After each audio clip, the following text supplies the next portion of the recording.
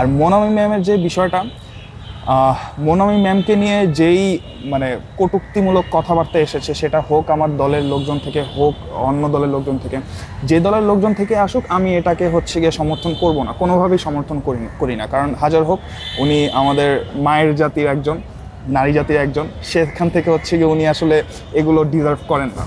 কিন্তু একইভাবে সোশ্যাল মিডিয়াতে যেভাবে দেখা যাচ্ছে যে আমরা বিভিন্ন রিলস দেখছি যে উনি হচ্ছেন গিয়ে ফরহাদ ভাইয়ের সাথে খুবই মধুর সুরে কথা বলছেন, কিন্তু এদিক দিয়ে আমাদের মায়ের ভাইকে হচ্ছে গিয়ে শিক্ষকের মতো করে বকা দিচ্ছেন। It's fine, completely fine, but ভোটের দিন না আসলে এই ডিফারেন্সগুলো আসলে মানুষের চোখে বাঁধে। একই সাথে আমি বলবো যে আসলে রাজাকার ট্যাগ দেওয়াটা আসলে এটা কোনোভাবেই উচিত না, কারণ রাজাকার শব্দটা না বাংলাদেশের জন্য একটা ট্যাবু শব্দ।